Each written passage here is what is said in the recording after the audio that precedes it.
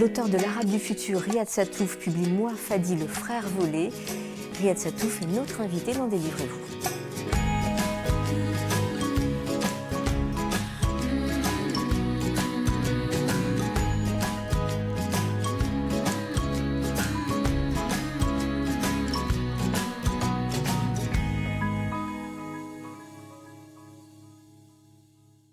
Bonjour Riyad Sattouf. Bonjour. Merci d'avoir accepté de dialoguer avec nous. Dans une librairie, qui est un lieu dans lequel on retrouve vos albums depuis longtemps, et je crois que c'est un lieu que vous fréquentez, les librairies, depuis longtemps. Peut-être qu'on peut commencer par ça, par le lecteur que vous êtes. Est-ce que vous êtes un grand lecteur depuis longtemps ou pas tant que ça?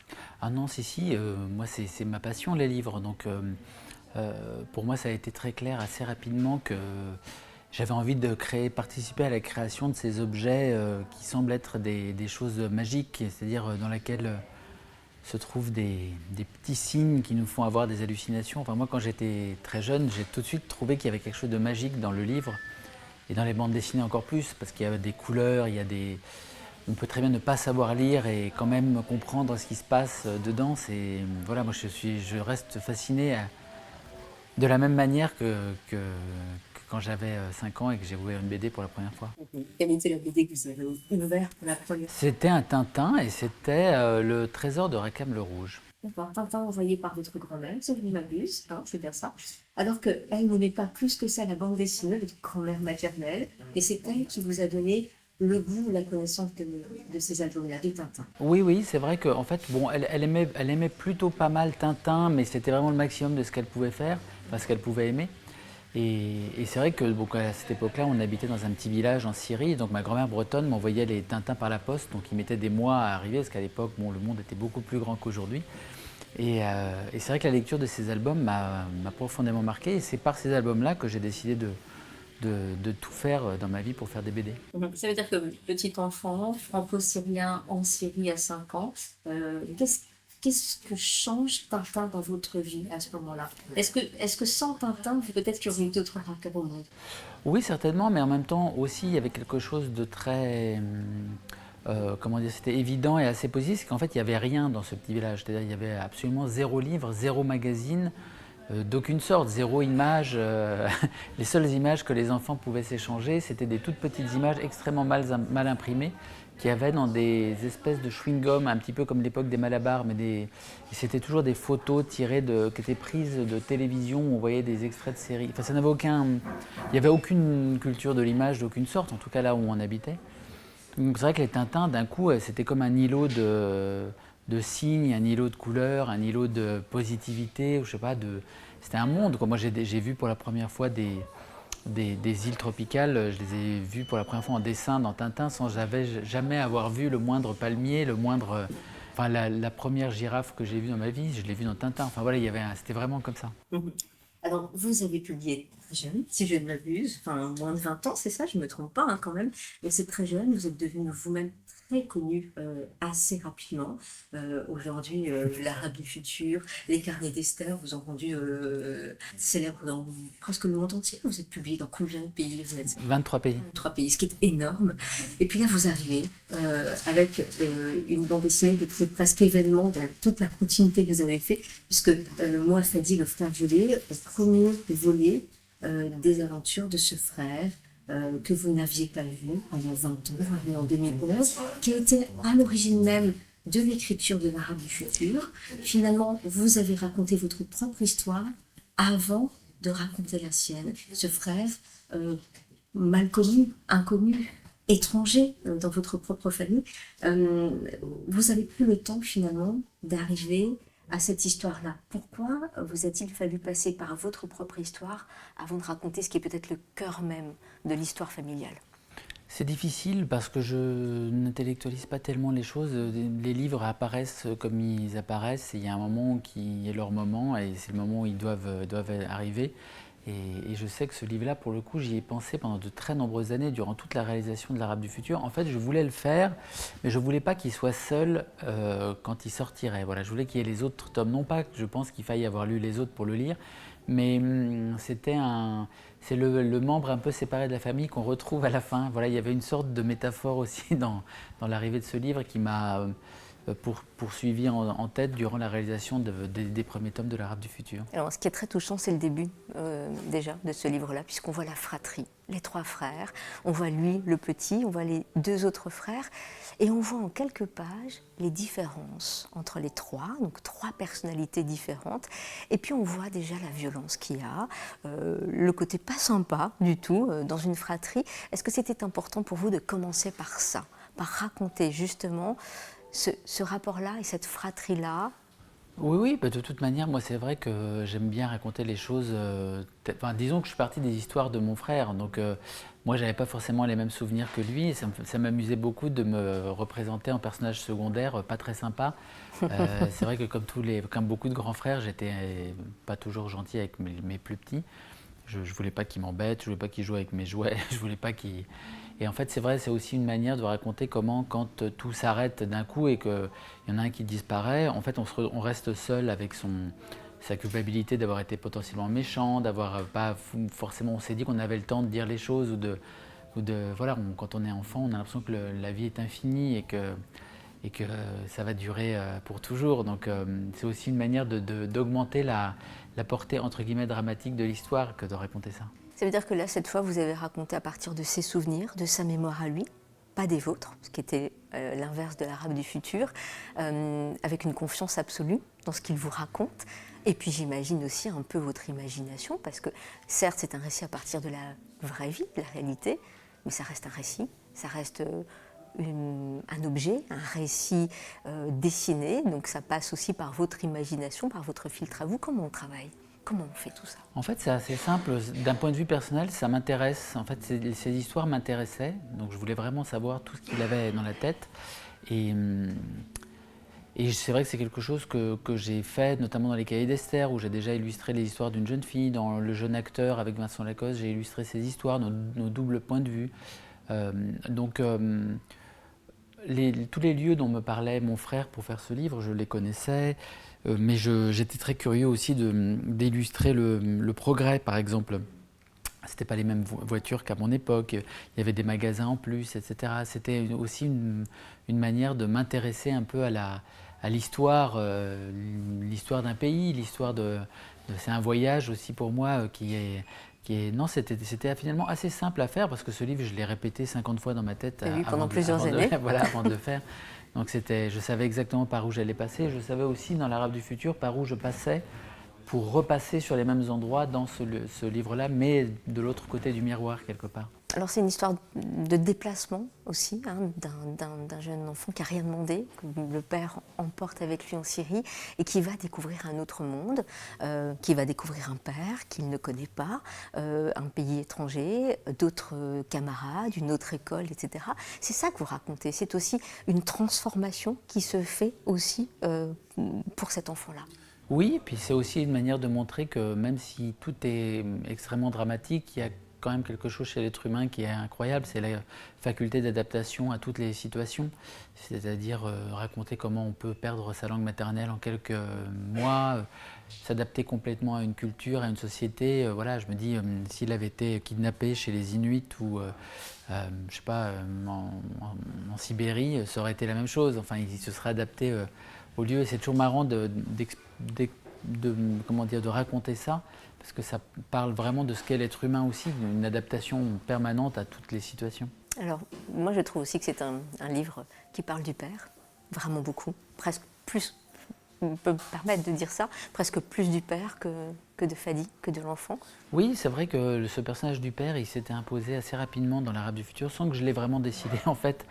Quand j'ai commencé l'Arabe du futur, il est devenu le personnage central, étrangement, de cette histoire. J'y avais pas vraiment pensé. Moi, je partais d'abord de mon histoire à moi, en me disant je vais parler de moi, etc. Et en fait, le père est arrivé, comme ça, c'est devenu un personnage... le personnage central de cette première série. Et il avait disparu dans le tome 4 de l'Arabe du futur. Et j'étais très pressé de le retrouver dans ces tomes-là pour reprendre son histoire quand il a été absent et raconter ce qu'il a fait durant toutes ces années en Syrie. Alors, j'ai déjà entendu dire qu'effectivement, il n'y avait pas de jugement de votre côté quand vous racontez les faits. Je ne suis pas totalement d'accord sur là. Je trouve que même nous, lecteurs, à ce père-là, il finit par nous agacer vraiment dans cet album-là. Je vais essayer de pas trop en dire non plus parce que ce n'est pas le but. Mais j'ai du mal à lui trouver des excuses. Est-ce que vous me pardonnez quand je vous dis ça? Ah non, mais c'est pas une question. En plus, je cherche pas à l'excuser ou quoi que ce soit. C'est vrai que j'aime bien mettre les lectrices et les lecteurs mal à l'aise en face de certains personnages. C'est-à-dire justement des personnages pour lesquels on a pu avoir de l'affection ou une forme de compréhension, d'empathie, puis en fait ils font des trucs horribles. Et comment on se situe vis-à-vis de ça, comment en tant que lectrice et lecteur on le condamne ou pas, comment on le considère, comment on le juge moralement. Moi ça m'intéresse beaucoup justement ces personnages clair-obscur, j'aime les personnages de méchants et finalement il y en a assez rarement des vraiment bons, je trouve personnellement. Voilà, je pourrais citer Dark Vador, peut-être dans la culture populaire, qui est très efficace, mais est très humain justement et touchant parce que faisant quelque chose de très négatif et en même temps on a envie de le sauver, voilà. Et j'avais envie de traiter ce personnage-là de cette façon-là aussi. Donc c'est vrai que dans cet album-là, il va assez loin et c'est difficile en effet de lui trouver des excuses. Des excuses, oui. Pas des excuses, oui, ou des circonstances atténuantes. Voilà. Mais plus on avance, plus les couleurs s'assombrissent aussi. Alors deviennent plus roses, plus rouges, plus vertes. Et on connaît le rapport que vous avez aux couleurs. Ça commence par ce jaune, il y a du bleu. Et puis petit à petit, les choses deviennent plus... Le rouge, c'est la violence, hein, si j'ai bien compris. C'est le monde aussi de la télévision, c'est la Game Boy, c'est tout ce par quoi la violence arrive dans la vie de ce petit garçon.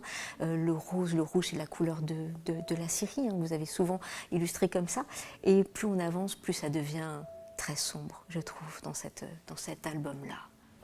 Oui, bah c'est vrai que voilà, c'est une première partie et il fallait.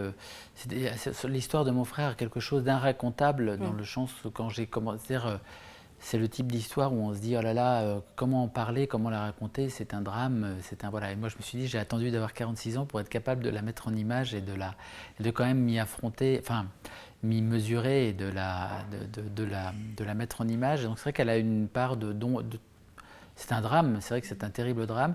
Et en même temps, je veux quand même mettre de l'humour, des choses des plus légères, etc., pour montrer quand même que les personnages se sauvent un petit peu eux-mêmes.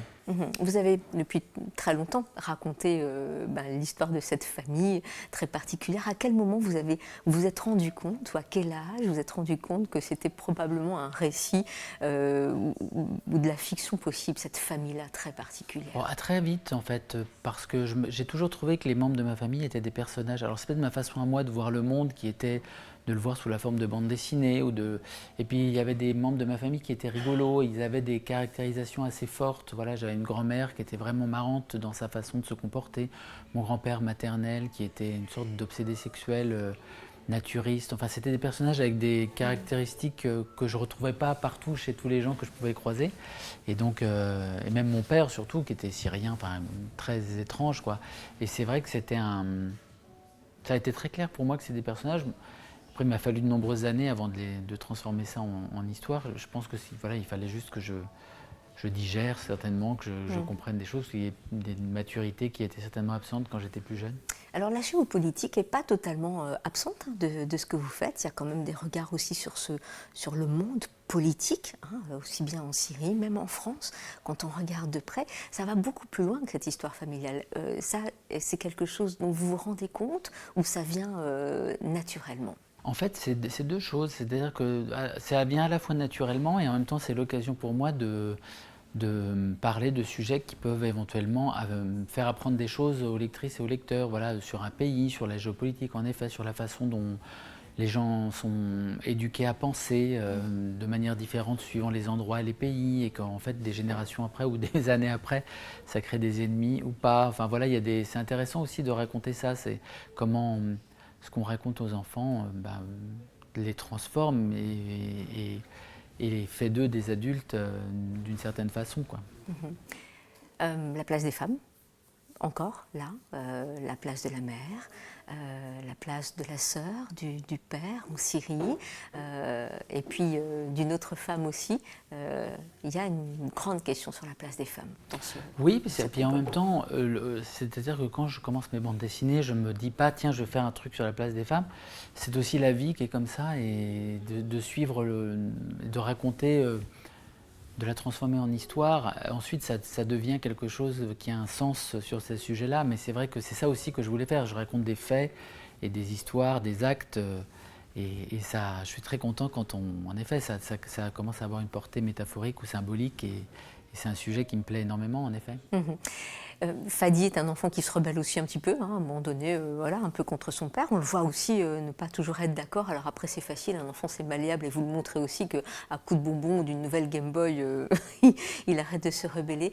Quel regard vous portez sur ce Fadi-là, sur celui du récit que vous racontez? C'est compliqué parce que j'ai pas encore de recul en vrai. Il est apparu comme ça, avec ses caractéristiques, ses cheveux qui changent de couleur au fur et à mesure de l'album. J'ai pas vraiment. Comme pour vous. Oui, mais pas de la même façon. Avec cette évolution des couleurs du début jusqu'à la fin, finalement, il finit avec des cheveux. J'ai des lectrices et des lecteurs qui me disent, mais il est roux ou il est pas roux? Ils savent pas vraiment. Et c'est marrant parce que j'essaie toujours de laisser une grande part d'improvisation dans les histoires, dans le dessin. Improvisation dans le sens où quand il y a des trucs un peu bizarres qui apparaissent dans la façon de dessiner, je les laisse. Voilà. C'est-à-dire ses cheveux, par exemple, c'est devenu un sujet alors que j'y avais pas pensé quand j'ai commencé à faire le récit. Et c'est pareil pour le père, il y a des choses physiques comme ça. Donc c'est marrant, j'ai hâte de voir ce qui va se passer dans la suite et de la façon dont il va évoluer. Ça veut dire que l'histoire prend un peu le dessus? Oui, bien sûr, ah oui. Ouais. Non, il y a une part inconsciente très importante quand je fais un livre. Je contrôle, enfin j'essaie de mettre un cadre, des contraintes, mais ensuite dans ces contraintes-là, je laisse beaucoup de liberté au récit pour évoluer. Quel rapport on a au réel dans ce cas-là? Quand on travaille avec un matériau qui est le réel, mais qu'on en fait un peu quelque chose de surnaturel, quel rapport on a soi-même avec la réalité et avec le réel? Pour moi, c'est des choses complètement. En effet, je veux dire, ça n'a rien à voir. Je sais qu'on vit dans une époque où on a l'impression, peut-être parfois, qu'on ne sait plus qu'est-ce qui est réel et qu'est-ce qui n'est pas réel, et qu'un livre, les gens vont considérer que c'est la réalité. Même si c'est une histoire vraie, ça reste quand même un livre. Il y a une phrase que j'aime beaucoup de James Ellroy qui a dit il n'y a pas longtemps. Il a dit, mais moi je raconte la vérité, mais c'est à 99% romancé. Et en fait, c'est un peu ça, voilà. En vrai, c'est ça. Je m'appuie sur la réalité, mais je reconstruis quand même le récit. Mais je tiens à ce qu'on dise que c'est vraiment vrai, bien sûr. Mais c'est quand même, c'est comme dans le tableau de Marcel Duchamp, ceci n'est pas une pipe, ce n'est pas une pipe, c'est un tableau. Donc ça, c'est pareil, c'est pas la réalité quand même, c'est une bande dessinée. Il y a quelque chose dans vos dessins que je trouve intéressant. Il y a quelques planches, comme ça qu'on dit, qui sont très architecturales. Alors peut-être que vous ne serez pas d'accord, parce que les traits ne sont pas si nombreux, mais il y a des choses de l'ordre de l'architecture qui, moi, me fascinent dans votre façon de décrire une maison ou une rue. Est-ce qu'on peut en parler? Parce qu'on parle beaucoup des personnages, etc., mais je trouve que le décor est fascinant avec votre tracé, votre trait. Alors, ce qui est intéressant aussi pour moi, c'est de montrer les différences qui existent entre les pays. Et souvent, on peut penser que, par exemple, la France est un pays plus évolué, par exemple, que la Syrie. Alors, c'est vrai d'un point de vue économique, etc. Mais là, j'ai commencé une autre bande dessinée, par exemple, sur les histoires de ma famille, sur les histoires de ma mère, qui sont publiées tous les mois dans le magazine Notre Temps. Et c'est l'histoire de la jeunesse de ma mère, juste dans l'après-guerre. Et c'était très amusant pour moi, enfin amusant et étonnant pour moi d'illustrer ces histoires et de me rendre compte que, par exemple, elle avait connu la France en reconstruction de l'après-guerre, bombardée par les Alliés. Par exemple, elle habitait à Rennes, et Rennes était à moitié détruite. Et c'est marrant il fut un temps finalement assez proche où la France n'était pas aussi développée qu'elle l'est aujourd'hui. On oublie très très vite ce que, il y a quelques dizaines d'années, le pays ressemblait à la Syrie, en fait, quelque part, que je décris dans mes livres. Et donc j'aime beaucoup mettre ça en perspective aussi dans les livres, montrer comment un trottoir va être différent, comment voilà, en France, il y a des feux rouges. Par exemple, en Syrie, il n'y en avait pas vraiment, dans le village, il n'y avait pas de goudron. Et en même temps, le goudron finit par arriver en Syrie. Et par exemple, dans les histoires de mon frère, ce qui m'a le plus stupéfait de toutes ces histoires pour ce premier tome, c'était le fait que dans la ville de Homs que j'avais connue, où pour moi j'avais connu que c'était vraiment un pays soviétique, une inspiration communiste en fait. Il y avait un petit magasin de jeux vidéo. Pour moi, c'était hallucinant d'apprendre ça. C'était le truc le plus incroyable que j'ai appris, qui est un type qui s'était installé, qui vendait des jeux vidéo chinois, qu'il avait à grand-peine. Et moi, vraiment, ça me semblait être impossible. Voilà. Ouais, vous avez collé un peu vos souvenirs à ceux de votre frère. Quand je parlais d'architecture, c'est qu'en plus, le père veut bâtir sa maison. Et ça m'a peut-être fait regarder autrement et regarder les constructions que vous mettiez. Il y a quelque chose vraiment du portrait, presque d'une ville à cette époque-là, que je trouve vraiment incroyable. Parlons de vos souvenirs. Finalement, tout votre travail est fait que de ça, que de la mémoire et des souvenirs, les vôtres, ceux des autres. Comment va votre mémoire et depuis quand travaillez-vous ça? J'ai l'impression depuis longtemps. Oui, alors je pense qu'on a plein de sortes de mémoires différentes. Par exemple, tout à l'heure, j'ai fait une dédicace dans la librairie La Parenthèse et les gens venaient avec des petits post-it qu'ils collaient sur les livres et ils mettaient leur prénom dessus. Et le temps, je lisais leur prénom, j'ouvrais le livre, je faisais la dédicace et le temps que je commence à dessiner, j'avais oublié le nom du prénom, que j'étais obligé de le tourner. Je me disais, mais c'est dingue, c'est pas les mêmes mémoires, quoi. On a plein de mémoires différentes, il y a des mémoires profondes, des mémoires... Et j'avoue que j'ai la chance d'avoir encore pas mal de souvenirs très nets et de souvenirs animaux, justement, des odeurs, des sons, des couleurs, des goûts, voilà. Et j'essaie de mettre tout ça dans mes livres. Je voudrais qu'on parle des oreilles et du son. Parce que vous êtes certes un dessinateur, il y a l'image, on en a parlé, mais je trouve que vous êtes quelqu'un qui devait certainement écouter énormément autour de vous, et notamment pour la langue, pour les langues. Chaque mot est bien choisi, et quand on lit votre BD, on a l'impression d'entendre parler. Est-ce que vous êtes effectivement quelqu'un qui travaille encore plus l'oreille presque que la vue? Oui, et c'est vrai qu'aussi, quand je fais des bandes dessinées, j'essaie de les faire pour les gens qui ne lisent pas de bande dessinée. Alors je veux être absolument le plus direct possible quand je fais un dialogue ou quand je fais une voix off, c'est-à-dire je veux pas qu'on ait du mal à la comprendre ou qu'on capte pas tout de suite à la première lecture une intonation ou une... Donc c'est vrai que je fais très attention à ça, oui. Vous dites que vous faites effectivement pour le plus grand nombre, hein, et c'est vrai que vous êtes vendu et que vous êtes énormément lu. Or, quand vous avez démarré, c'était presque une niche, hein, des dessins un peu trash. Vous avez aussi travaillé à Charlie Hebdo jusqu'en 2014. Vous avez fait les deux finalement, travaillé alors qu'il y avait au début peu de lecteurs, et puis aujourd'hui vous êtes quelqu'un de très très lu, très connu. Comment vous voyez votre parcours finalement assez long? Ça a été vraiment ça. Je pense que j'ai pas fait de crise d'adolescence quand j'étais ado et je l'ai fait un peu en bande dessinée. C'est-à-dire j'ai fait des BD au début de ma vie d'auteur où je voulais être choquant, à pousser le bouchon très très loin parce qu'en même temps, voilà, en France c'est la liberté d'expression, on peut raconter tout ce qu'on veut, la manière dont on le veut et j'idolâtre ça. Moi, mon dessinateur préféré c'est Robert Crumb, j'adore Cabu, j'adore tous ceux qui font voilà, des choses sans concession. Et c'est vrai que quand j'ai commencé à raconter l'Arabe du futur, en fait, pour le coup, ça a été la première fois où j'ai pensé à ma mamie bretonne en me disant, elle n'aimait pas les gros mots, elle n'aimait pas mes BD qu'elle a connues, mes premières BD trash, etc. Elle était choquée presque par ce que je faisais. Et donc je me suis dit, tiens, mais quel type de bande dessinée elle aurait aimé lire ou elle aurait été fière de lire voilà, qu'est-ce que je pourrais faire? Donc c'est en réfléchissant à ça que j'ai fait l'Arabe du futur et que j'ai eu le plus de succès. C'est marrant parce que vous dites finalement, c'est presque une réflexion d'enfant. Finalement, oui. Qu'est-ce qui rendrait fière ma grand-mère? Exactement, tout à fait. Enfin, fière et en même temps, pas tant fière que qu'est-ce qui ferait qu'elle l'ouvrirait pas en disant « Oh, j'aime pas », et en repoussant. Voilà, c'est juste ça, voilà, c'était... Quel rapport vous avez au temps? Puisque vous êtes quand même... Vos histoires sont très liées à l'enfance ou à l'adolescence, qu'on vient de parler de mémoire. Que vous prenez votre temps, puisque votre frère vous a raconté son histoire en 2011, vous racontez Fadi plus de 10 ans plus tard, ça veut dire que vous prenez votre temps, j'ai le sentiment là, mais quel rapport vous avez au temps et à l'urgence? C'est très... Oui, c'est assez inconscient également. Je me rends bien compte que plus on vieillit, en tout cas plus le temps passe extrêmement vite et j'ai l'impression que je peux perdre une demi-journée en faisant à moitié rien et je ne sais même pas comment ça s'est passé et donc je suis obligé à chaque fois de me dire c'est l'instant présent. Et moi, mon instant présent, c'est de dessiner, de faire des livres. Et donc, dès que j'ai un moment, une minute, bon là, quand je fais une tournée, c'est compliqué, mais là, quand je vais rentrer, je vais essayer parce que finalement, oui, il n'y a pas une minute à perdre quelque part. Ça devient quelque chose de très conscient pour moi en, en vieillissant, quoi, et j'ai envie de faire encore plein de livres, et j'ai plein d'idées, je commence à peine à faire des bandes dessinées, je suis un jeune auteur, je n'ai pas... Toute dernière question, puisque vous avez aussi écrit des scénarios, réalisé des films, des séries, vous avez produit, vous faites des bandes dessinées, on en a combien de bandes dessinées là, je sais pas, je les ai pas comptées. 36, 37, je crois que c'est beaucoup. Bien.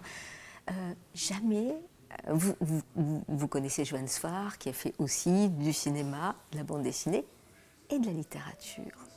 Est-ce que un jour, il y a une envie aussi de faire quelque chose au long cours, un long récit, un long roman? Pas du tout. Non, honnêtement, pas du tout. Non, vraiment, parce que moi, je suis passionné par la BD. J'ai pu faire des films parce que c'est la bande dessinée qui m'a permis d'aller au cinéma, mais je ne me serais pas battu comme un fou pour faire des films, parce que c'est un univers très difficile pour réussir à placer c'est des équipes énormes, des budgets gigantesques, etc. En bande dessinée, il y a quelque chose d'artisanal qui est génial et que j'adore. Et la littérature en tant que telle, non, j'ai pas l'envie. J'aime trop les petits dessins, j'aime trop l'hypnose que ça peut générer chez les lectrices et les lecteurs. Je trouve que ça manque dans la littérature. Alors il y a quelque chose bien sûr de très... La littérature c'est très ancien, il y a une grande histoire. La bande dessinée c'est un art extrêmement jeune, mine de rien, qui a commencé pour les enfants, après ça a été un peu concon pour les adolescents, etc. Et maintenant, c'est un genre qui aborde tous les sujets. Mais moi, je trouve que les récits qui m'ont le plus marqué, moi personnellement, c'est des récits en BD. J'ai été marqué par des... Alors, il y a des grands livres, bien sûr, qui m'ont extrêmement marqué, mais je crois qu'il y a beaucoup d'écrivains que j'aurais adoré... Enfin, je pense qu'il y a beaucoup d'écrivains géniaux qui, si la BD avait existé à leur époque, auraient choisi potentiellement de faire des BD plutôt que de la littérature ou je sais pas, voilà, pour moi il manque quelque chose au roman. Sauf qu'on est très nombreux à dessiner quand on est enfant et à abandonner ça en cours de temps. Qu'est-ce qui fait que vous l'avez gardé, ce truc-là, ce dessin? Je crois tout simplement, très rapidement, je me suis rendu compte qu'on me considérait comme un génie quand je dessinais un peu bien. Donc j'aimais bien qu'on me répète ça et donc j'ai continué. Et ben voilà, vous êtes un génie, merci beaucoup. Merci beaucoup. Riyad Sattouf. Merci à vous.